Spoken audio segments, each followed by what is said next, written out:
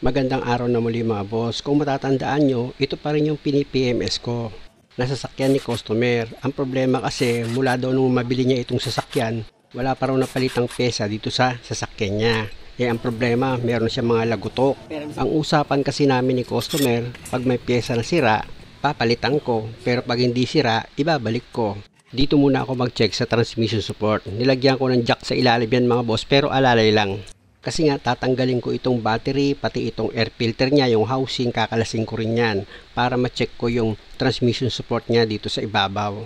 Siyempre naman mga boss, ang una kong kinalas dyan itong terminal ng battery, tapos yung holder ng battery, kung makikita nyo, kinakalas ko rin yan. Gumamit lang ako dyan ng box wrench na number 10 sa pagkalas niyan mga boss. Dahil nga sa natanggal ko na itong dalawang kable dito sa battery, pati itong holder niya, iaangat ko na yan. After ko matanggal itong battery, dito naman ako ngayon sa base plate niya. Gagamit ako dyan ng socket wrench na number 12. Tatanggalin ko yung 5 bolt dyan mga boss. Kailangan kasi mga boss matanggal ko itong base plate ng battery para maliwanag kong makita yung itsura ng transmission support. Kung yung rubber niya ba dito sa transmission support, biyak na siya o kaya malambot na yung rubber na pag gano'n na yung itsura, o replacement na yun. Tuloy ko lang muna yung pagtanggal dito sa mga bolt mga boss. At pag okay na, natanggal ko na yung mga bolt dyan, lipat naman ako dito sa air filter housing. Una, luluwagan ko itong clamp dito sa inlet hose ng cover ng air filter niya, tsaka ako ngayon huhugutin. At dahil nga sa nahugot ko na itong cover ng air filter, pati yung air filter mismo, tinanggal ko na rin. Dito naman ako ngayon sa 3 bolt ng air filter housing mga boss.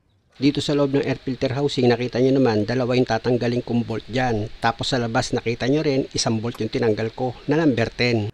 At pag natanggal nyo na yung 3 bolt dito sa air filter housing mga boss, gamit ka ng flat screw para ma-disengage mo yung wire na nakakapit dito sa air filter housing nya.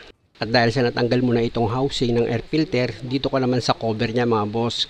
Sikwatin mo rin yung wire na nakakapit dito sa base plate ng battery para lumarga yung wire at may lihis mo itong cover nya. Nang sa ganon, mabunot mo na itong base plate ng battery. Pag wala nang nakakapit dito sa base plate ng battery mga boss, pwede mo nang tanggalin yan. Tapos dito na tayo ngayon sa transmission support para ma-check ko na yan kung meron bang problema dito sa transmission support nya. Kung yung rubber nya okay pa or hindi na. Kung makikita nyo mga boss yung rubber ng transmission support, biyak na siya. Yan nga yung naging usapan namin ni customer. Pag may sira dito sa pyesa, matik yan, papalitan. Kaya ang una kong gagawin yan mga boss, gamit itong socket wrench na number 14, tatanggalin ko yung mga bolt dito sa transmission support. Kung makikita nyo mga boss, meron na akong tinanggal na 1 bolt na number 14. Ito na yung pangalawang bolt na tatanggalin ko. Tapos, dito naman sa center bolt ng transmission support, bolt and nut naman yung tatanggalin ko dyan gamit itong socket wrench sa number 14. Dahil nga sa natanggal ko na itong nut, pwede ko na ngayon hugutin itong bolt. Ayan na yung bolt mga boss, dito sa center bolt ng transmission support. Tapos dito naman sa ilalim ng transmission support pa rin, meron naman yan 2 bolt na number 14. Kung makikita nyo mga boss, yung gamit ko na combination wrench na number 14, tinatanggal ko na yung bolt dyan. Bali dito nga sa ilalim, meron yan 2 bolt na number 14. Ayan yung 1 bolt mga boss na tinanggal ko dito sa ilalim ng transmission support. Ito naman yung isa. Luluwagan ko rin yan gamit itong combination wrench ko na number 14 at pag maluwag na, nakita nyo naman, di ba? Kinamay ko na yan para mas mabilis kong matanggal. At kung makikita nyo, meron pang 1 bolt yan na nakalagay dito sa gilid. Ayan, tatanggalin nyo rin yan mga boss, number 14 din yan. O di ba, kung kayo ang gagawa ng sasakyan nyo, napakadali lang naman. At dahil wala na mga bolt yan mga boss, pwede mo na ngayon tanggalin itong transmission support mo. Iangat mo lang yan at pag may tatamaan, iiwas mo. Ganun lang. Ito na mga boss, i-close up ko na itong transmission support para makita natin yung damage niya. Tignan nyo, biyak talaga siya, diba? Pero dito sa kabilang side, kung makikita nyo, talagang biyak na biyak na. Kaya nga sabi ni customer, marami na daw siyang naririnig na lagutok dito sa sasakyan niya. At ito na mga boss, ilalagay ko na ngayon itong bagong bili ni customer na transmission support. Sa paglagay niyan mga boss, syempre dating gawin kung paano nyo tinanggal itong transmission support na luma, ganun nyo rin ibabalik itong bago. Alam nyo naman siguro mga boss, bago ko kinalas itong transmission support na luma, nakajack yan dito sa ilalim. At pag naiposisyon nyo na itong bagong transmission support, pwede nyo nang lagyan ng mga bolt yan.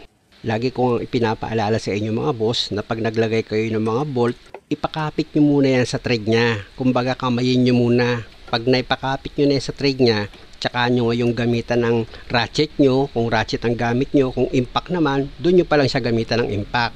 Pero hanggat maaari, bago nyo gamitan nun, siguraduhin yung mga bolt na ipakapit nyo na yan lahat sa mga thread nya.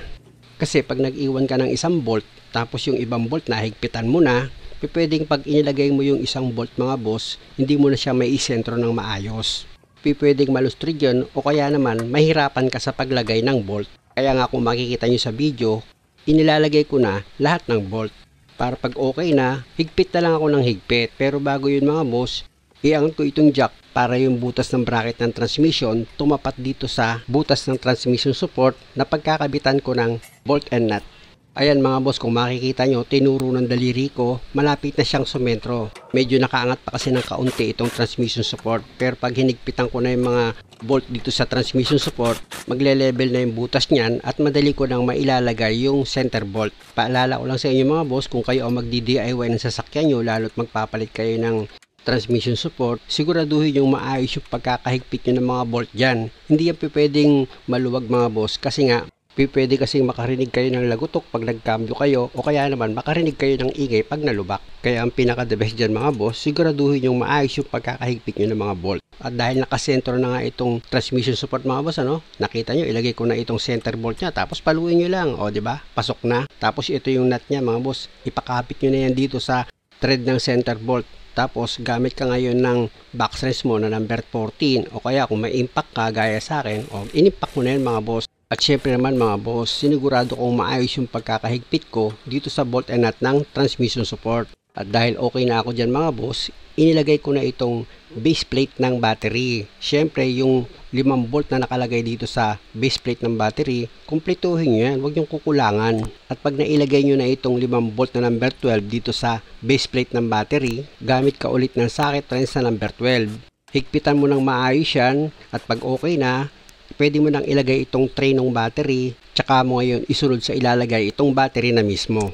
Siguraduhin mo lang maayos yung pagkakalapat mo ng battery, tapos ilagay mo na yung positive terminal niyan, tsaka mo ngayon higpitan gamit yung box wrench na number 10. Tapos isunod mo naman sa ilalagay itong bracket ng battery. Siyempre naman mga boss, kung kayo ang gagawa ng sasakyan nyo, siguraduhin yung maayos yung pagkakalagay nyo ng bracket ng battery para hindi gagalaw-galaw itong battery mo. Pag okay na, pwede mo na ngayon ilagay itong air filter housing. Meron yang 3 bolt na ilalagay ka mga boss na number 10. Ayan yung unang bolt, ito naman yung pangalawang bolt. Yan. Pag naipakabit nyo na yan sa tray niya mga boss, pwede mo na yung gamitan ngayon ng socket wrench mo na number 10. Pero alalay lang muna yung higpit kasi meron ka pang hindi na ilalagay na isa pang bolt ayun sa gilid. Yan. Pag nailagay mo na yan mga boss, pwede mo na ngayon i-final yung paghigpit sa 3. Diba? Okay na. Tsaka mo ngayon isunod sa ilagay itong air filter, tapos yung cover niya. Siguraduhin mong maayos yung pagkakalapat mo dyan, maging dito sa inlet hose, yung clamp nyan mga boss, higpitan nyo, pati yung clip nya dito sa air filter cover nya, ilagay nyo na rin. Tapos yung wire na binunot nyo dito sa housing ng air filter, ibalik nyo rin.